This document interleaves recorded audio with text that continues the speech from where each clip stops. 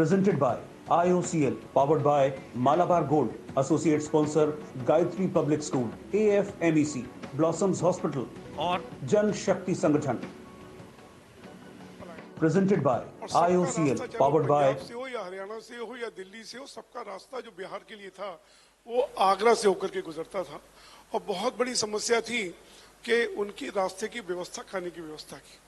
मैं निश्चित रूप से कह सकता हूं कि आगरा से, चाहे वो समाज सेवी संस्थाएं हों, चाहे औद्योगिक संस्थाएं हों, चाहे जिला प्रशासन हो, उनके प्रयासों से आगरा से कम कोई भी भूखा नहीं गया और एक एक व्यक्ति जो वहां से गुजरा उसको कई कई थानों में, जो 3-3, 4-4, 5-5 थाने रास्ते में पड़े थे, उसके माध्यम से भोजन का वितरण हुआ।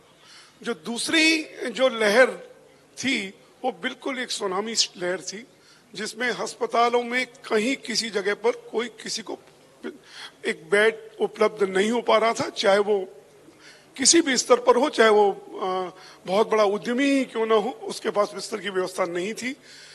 Agra footwear manufacture exporter chamber की हमने इमीडिएट एक ट्रस्ट गठित की और उस ट्रस्ट के माध्यम से एक जो आगरा ट्रेड सेंटर हमारे पास एक भवन उपलब्ध है, उसमें ने एक पूरी state of the art hospital, जिसको आप देख करके हम कोई कह नहीं सकता था ये टेम्परेरी हो, जिसमें सारी सुविधाओं से सुसज्जित, ऑक्सीजन से लेकर के इवन इसके आईसीयू बेड भी बनाए गए थे। उसमें 350 की बेड्स की व्यवस्था थी। शायद उत्तर प्रदेश में या देश में बहुत ही कम ऐसे उदाहरण हों।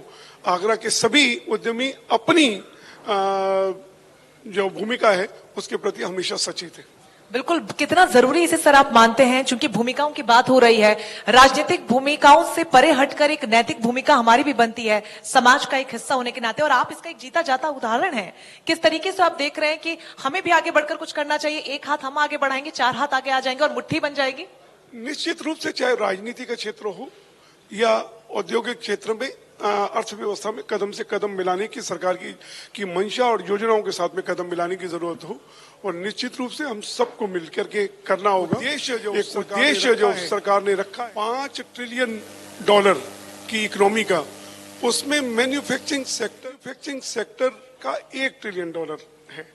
अभी तक $400 बिलियन है।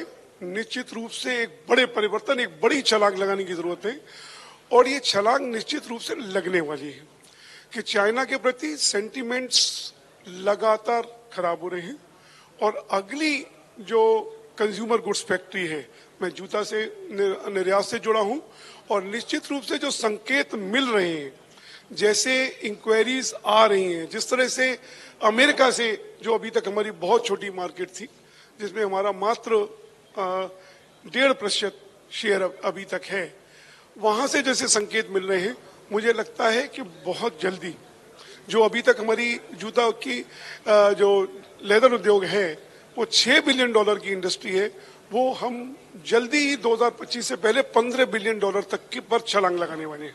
क्योंकि चीन का आप जिक्र कर रहे हैं, तो चीन से जो मोह था वो भंग होता हुआ देख रहे हैं और उसे पॉजिटिव साइड में जाता हुआ देख रहे हैं। निश्चित रूप से चीन का मोह भंग होता हुआ देख रहे हैं, और लोगों को बहुत, एक तो वैसे भी पीपल जो कोई भी समझदार व्यक्ति एक ही बास्केट में सारे अपने एग्स नहीं रखना चाहेगा, और पर्टिकुलरली जो ये कोरोना काल में जो देखा गया, जिस तरह से इकोनॉमी पैरालाइज होती हुई दिखी और एक ही देश पर डिपेंड थे, और लगता यह है कि इस कॉन्स्पायरेसी में, इस साजिश में कहीं ना कहीं चाइना का हाथ है, या ऐसा भी संभावना व्यक्त की जा रही है कि वर्ल्ड वॉर की, थर्ड की ये तैयारी है, कि जिसको आर्मामेंट से न करके बायोलॉजिकल वॉर जो छिड़ी गई है, ऐसा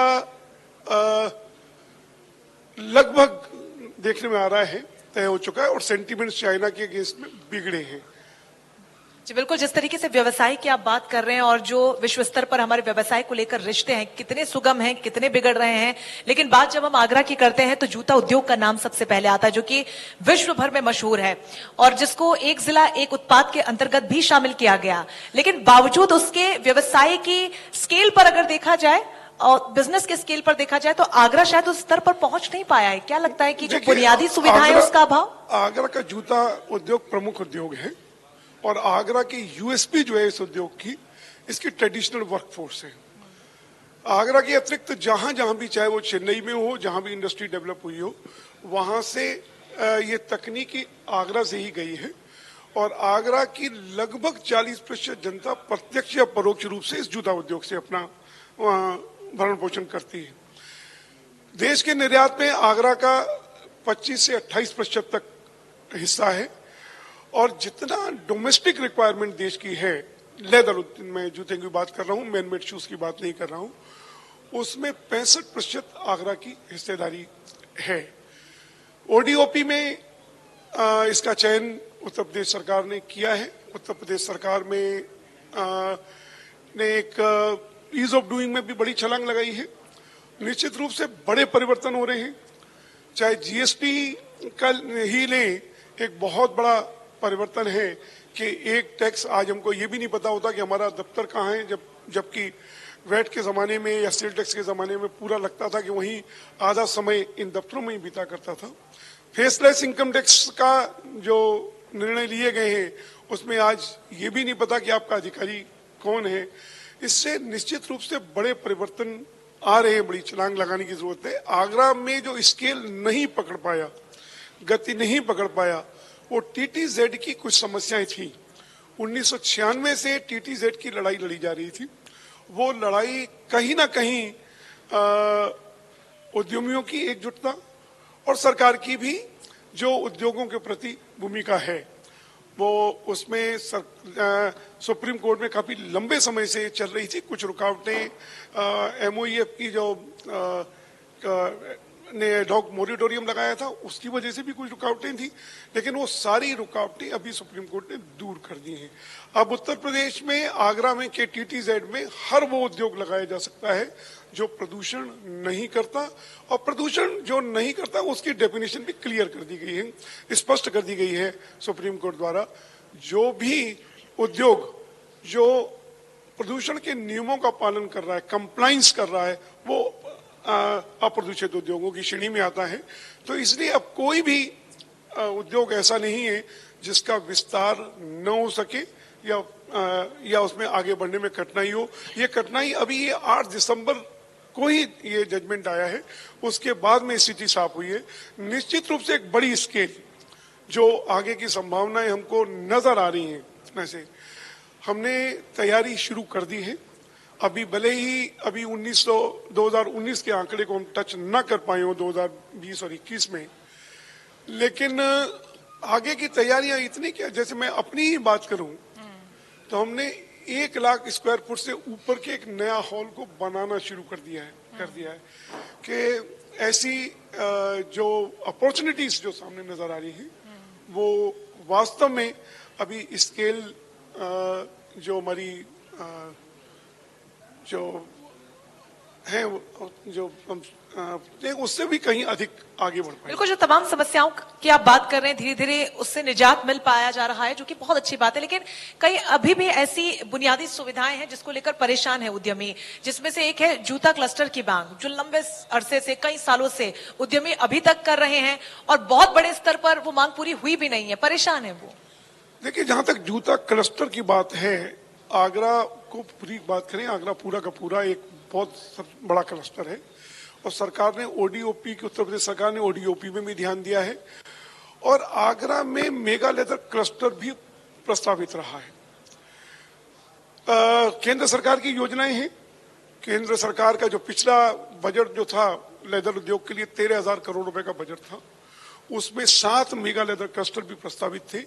एक मेगा लेदर क्लस्टर आगरा से भी Agra footwear manufacture exporter chamber ने प्रस्ताव किया था, लेकिन चूंकि ये टीटीजेड की जो रुकावटें थी उसमें हम उस क्लस्टर को नहीं बना पाए, पूरा नहीं कर पाए। हालांकि हमने आगरा ट्रेड सेंटर और टेस्टिंग लैब, डिजाइन स्टूडियो की स्थापना आगरा में हुई है और निश्चित रूप से आने वाले समय में हम आगरा में मेगा लेदर क्लस्टर की स्थापना भी कर पाएंगे। कुछ रुकावटें, आगरा में एक लेदर पार्क भी यूपीएसआईडीसी ने फतेहपुर सीकरी रोड पर अधिगृहित किया हुआ है और वो भी कुछ वृक्ष न कट पाने की वजह से कहीं ना कहीं रुका हुआ था वो सारी अड़चने दूर हो रही हैं। सरकार भी उसमें सीरियस है और हम लोग भी उसमें। एक बड़ी समस्या ट्रांसपोर्टेशन को लेकर भी सामने आती है कि एक स्थान पर दूसरे स्थान पर आयात निर्यात कैसे किया जाए, क्योंकि जो कच्चा माल है उसको लेकर भी समस्या है, उस पर भी मैं सवाल आपसे लूंगी। लेकिन ट्रांसपोर्टेशन जो कि बहुत ही बुनियादी और बेसिक सी समस्या है, उसको लेकर भी अभी तक निजात यहाँ पर उद्यमियों को नहीं मिल पाया। खासतौर पर जो छोटे उद्यमी हैं वो खासे परेशान होते हैं। निश्चित रूप से ट्रांसपोर्टेशन एक, जैसे निर्यात की बात करें, आगरा से मुंबई पहुंचना, उसमें एक समय था जब पहले ट्रक से 7-7 दिन लगा करते थे। लेकिन अब जो रोडों में सुधार हुआ है, जितने हमारे नेशनल हाईवेज बने हैं, जितना सड़कों में सुधार हुआ है, आज हम 36 घंटे में भी मुंबई पहुंचाने में सक्षम है और पहुंच रहा है। और ये निश्चित रूप से इंफ्रास्ट्रक्चर की काफी कमी रही है, जिसकी वजह से गति नहीं पकड़ पाया है। लेकिन अब जिस ढंग से, जिस तेजी से इंफ्रास्ट्रक्चर बढ़ रहा है, रोड नेटवर्क बढ़ रहे हैं, रोड अपने हाईवेज लगातार बन रहे हैं।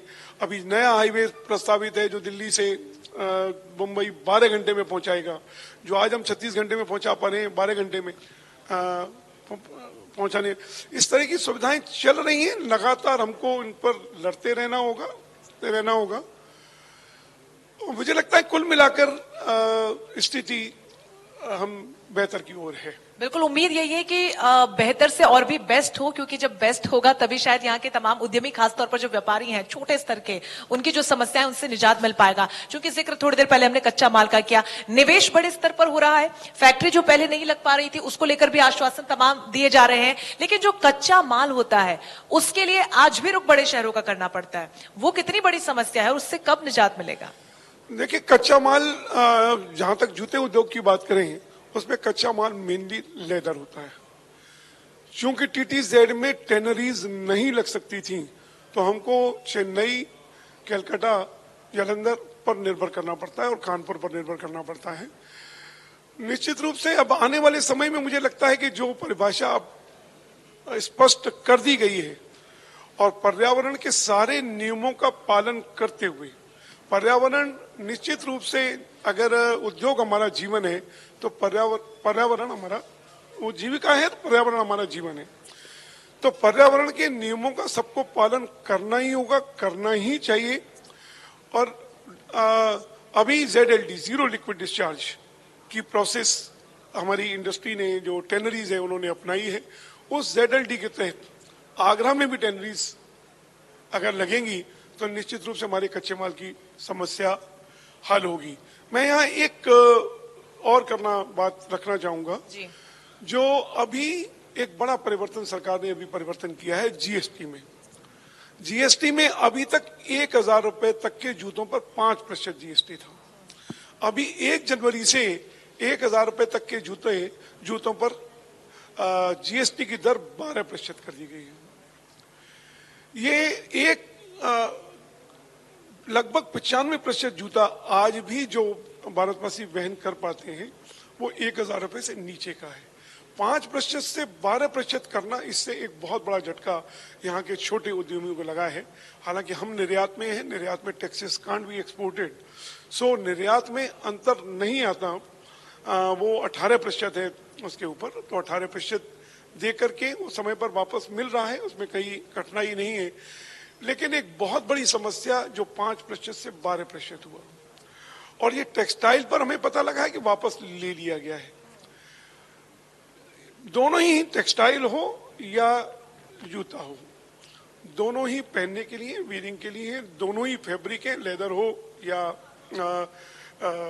टेक्सटाइल हो, दोनों ही फैब्रिक्स हैं, दोनों ही गारमेंट्स, बैग्स और जूता बनाने के काम में आते हैं। मुझे हमेशा सरकार को टेक्सटाइल और लेदर के लिए एक ही नीति अपनानी चाहिए और एक ही दर उस पर रहनी चाहिए। अभी जब इस पर चर्चा हुई थी तो सरकार का मंशा थी कि 5, 12 और 18 3 दरें रहेंगी और 5% पर ITC नहीं मिलेगा। अभी तक 5% वालों को ITC में ये समस्या आ रही थी कि उनको देकर के ज्यादा आना था, किसी उनके कंपोनेंट जो कच्चा माल है उस पर 12% भी था, 18% भी था, तो पता लगता था वो वसूल 20 रुपए करता था और दे के 30 रुपए आता था, उसको 10 रुपए वापस मिलने में दिक्कत होती थी। इसी नाते शायद उसको 12% कर दिया गया। अब उसको पहले 5% की जगह 12% जमा करना पड़ेगा।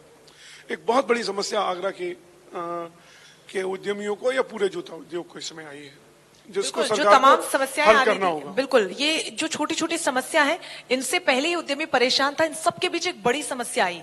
मैं जिक्र कोरोना काल का कर रही हूं, जहां पर आपने खुद ने देखा, क्योंकि आप खुद व्यक्तिगत तौर पर मदद के लिए वहां पर मौजूद रहे। पूरे आगरा में आपने जिस तरीके से और उसके बाहर भी लोगों को मदद पहुंचाई, वाकई सराहनीय है। लेकिन किस तरीके से आप उसको देख रहे हैं? एक तो ये बुनियादी समस्याएं हैं ही, उसके बाद कोरोना काल के बाद जो ऑफ ट्रैक अर्थव्यवस्था हुई थी उसे ट्रैक पर लाने की कवायद जारी है, और अब ओमिक्रॉन वेरिएंट आ गया। देखिए, निश्चित रूप से अभी हम कोरोना से उबरे नहीं हैं। अभी जो कदम सरकार कोई भी कदम नए नीतियां लाती है उसको ध्यान में रख करके ही लानी होंगी। निश्चित रूप से कोई भी आप उद्योग कभी भी किसी भी सब्सिडी पर या उस पर निर्भर नहीं रह सकते, लेकिन जो सुविधा, ये समय नहीं है जब कोई सुविधाएं जो चल रही हैं उनको वापस लिया जाए। कहीं ना कहीं उद्योगों को जो सुविधाएं मिल रही हैं वो जारी रखी जाएं और नई जो दी जा सकती हैं वो दी जाए। ये भी हमको मानना होगा, उद्यमियों को भी बहुत ज्यादा आशाएं नहीं रखनी चाहिए, क्योंकि सरकार कभी भी नोट छाप करके नहीं चलती। सरकार के पास जो रिसोर्सेज होते हैं वो हमारे कर के माध्यम से ही आते हैं। निश्चित रूप से कर में भी जब इकोनॉमी में कमी आएगी तो कर में भी कमी आती है। अच्छी बात यह है कि पिछले जो 2 तिमाहियों के आंकड़े दिखाई दे रहे हैं उसमें टैक्स कलेक्शन बहुत अच्छा हुआ है और अच्छा हो रहा है, अच्छे होने की आगे उम्मीद भी है। तो सरकार को उसी तरह से सुविधाओं पर भी जारी रखना होगा। बिल्कुल, उन्नत पथ पर आगे बढ़ते हुए आगरा को व्यवसाय के स्केल पर अगर रेट किया जाए तो फिलहाल कितना आप रेट करेंगे और आने वाले समय में कितना इसका बदलता हुआ स्वरूप हम देख पाएंगे? देखिए, आगरा निश्चित रूप से देश की पर्यटन राजधानी है। पर्यटन के साथ साथ में एक्सपोर्ट ऑफ एक्सीलेंस, इसमें जूता उद्योग के साथ साथ कारपेट इंडस्ट्री भी काफी है और छोटी छोटी और इंडस्ट्रीज, प्लास्टिक इंडस्ट्रीज है, उसकी भी 400 से ऊपर यूनिट्स हैं। टेक्सटाइल इंडस्ट्री है, वो भी अब काफी संगठित हो रहा है। एक जो आज की स्वच्छता का सबसे बड़ा अभियान जो इस मोदी जी ने शुरू किया है, उसमें भी आगरा का बड़ा योगदान है। 400 से अधिक ब्रश इंडस्ट्रीज जो सफाई के उपकरण बनाती हैं वो आगरा से पूरे देश में जाते हैं। ऐसे बहुत सारे उद्योग हैं जो अभी तक असंगठित क्षेत्र में हैं, वो संगठित होकर के निश्चित रूप से आगरा को एक उद्यम शहर बनाएंगे। और अभी जो सरकार ने स्मार्ट सिटी में भी आगरा को चुना है और साथ ही जो सैन्य उपकरण के लिए जो इंडस्ट्री अभी नई डेवलप हो रही है उसके लिए भी आगरा को चुना है। और कहीं ना कहीं आगरा की छोटी छोटी इंडस्ट्री हो, चाहे एमएसएमई के सेक्टर में भी हवाई जहाजों को बनाया जा सकता है, क्योंकि जितने उसे मान लिया 1000 कंपोनेंट लगते हैं, एक एक कंपोनेंट एक एक इंडस्ट्री बनाती है। जिस तरह से आज टोटल ऑटोमोबाइल इंडस्ट्री जो है असेंबली इंडस्ट्री रह गई है, सभी कुछ बन के आता है। इस तरह से इससे बड़े बड़े उपकरण भी एमएसएमई सेक्टर में बनाए जा सकते हैं। बस उनके उपकरणों को एक एक कंपोनेंट को डिवाइड करना होगा हमको, एक एक कंपोनेंट डिवाइड करके और एक में असेंबली होती है। तो सारे छोटे उद्यमों को भी पूरी तरह से संभावना है उनके उभरने की। बिल्कुल, स्मार्ट सिटी रैंकिंग का चूंकि जिक्र आपने किया, आगरा ने यहाँ पर परचम लहराया है। लेकिन बात जब भी अर्थव्यवस्था की जाती है, रीढ़ की हड्डी माना जाता है उस क्षेत्र की। अर्थव्यवस्था को बढ़ावा देने के लिए, व्यापार को एक स्टेप आगे ले जाने के लिए बड़े स्तर पर निवेश भी किया जा रहा है। लेकिन फिर भी वो जो निवेश के तमाम फायदे हैं या फिर जो योजनाएं सरकार की तरफ से बनाई जा रही हैं, आप लोग भी जो बेहतरीन काम कर रहे हैं, छोटे कारोबारियों तक नहीं पहुंच पाता। ऐसे में अब जो 10 देश है, लगभग अलग अलग देशों के उसमें नाम शामिल है, वो उत्तर प्रदेश में निवेश करना चाहते हैं। किस तरीके से आप इसको देख रहे हैं? देखिए, लगातार सरकार प्रयास कर रही है और निवेश के लिए इन्वेस्टमेंट समिट भी लगातार हुए हैं। और जिस ढंग से उत्तर प्रदेश की जो इमेज थी उसको जो उबारने का प्रयास किया जा रहा है, मुझे लगता है कि निवेश आएगा। आगरा की जहां तक बात करें, पर्यटन में बहुत बड़ी संभावनाएं आगरा में है। आगरा यमुना नदी के किनारे है और यमुना नदी के जहां ये बड़ी विडंबना है जिस शहर में नदी बहती हो और वो शहर प्यासा हो, जिस शहर में नदी बहती हो उसकी अर्थव्यवस्था धीमी हो या उसमें रोजगार की संभावनाएं ना हो, ये बड़ी विडंबना है। आगरा में 20 किलोमीटर का कैलाश से लेकर के नगला पैमा तक का एक वाटर फ्रंट, बड़ा वाटर फ्रंट विकसित किया जा सकता है और वाटर फ्रंट के माध्यम से बहुत सारे रोजगार उत्पन्न हो सकते हैं। आगरा में एक यूपी सीडा ने 1200 एकड़ की भूमि अधिग्रहित की हुई है थीम पार्क के नाम से। पिछली सरकार में थीम पार्क के नाम से हुई थी, वो थीम पार्क पूरा नहीं हो पाया। ये ब्रज क्षेत्र है, टूरिज्म का क्षेत्र है कि हमने एक सुझाव मुख्यमंत्री को समक्ष भी सुझाव रखा था। इस 1200 एकड़ की भूमि पर डिज्नीलैंड द्वारा विकसित एक कृष्णा थीम पार्क, जिसमें कृष्णा की सारी लीलाओं को, चाहे वो गोवर्धन किमा हो या नाडिया मर्दन हो, सारे के सारे एडवेंचर्स उस कृष्णा थीम पार्क में क्रिएट किए जा सकते हैं। उससे न केवल उत्तर आगरा की अर्थव्यवस्था बल्कि पूरे उत्तर प्रदेश की अर्थव्यवस्था संभाली जा सकती है इस पर्यटन के माध्यम से। और आगरा में इसके लिए कोई भी डिज्नीलैंड एक उभरता हुआ एक बहुत बड़ा धन है। और जहां 1 से 1.5 करोड़ टूरिस्ट ताजमहल की वजह से हो, 2 से 2.5 करोड़ टूरिस्ट मथुरा वृंदावन में और गोवर्धन में यहाँ आते हो, तो उनका नंबर ही 90 से शुरू होता है। जहाँ कई जगह ऐसी जगह पर भी बनते हैं जहाँ 0 से शुरू होता है, जहाँ 90 से शुरू होता है वहां कोई कारण नहीं है कि अगर उनको अप्रोच किया जाए तो डिज्नी वर्ल्ड यहाँ इन्वेस्ट न करे। और निश्चित रूप से इन्वेस्ट करेगा अगर उसको प्रॉपर अप्रोच किया जाता है। बिल्कुल, पर्यटन एक ऐसा क्षेत्र है जहां पर अपार संभावनाएं हैं।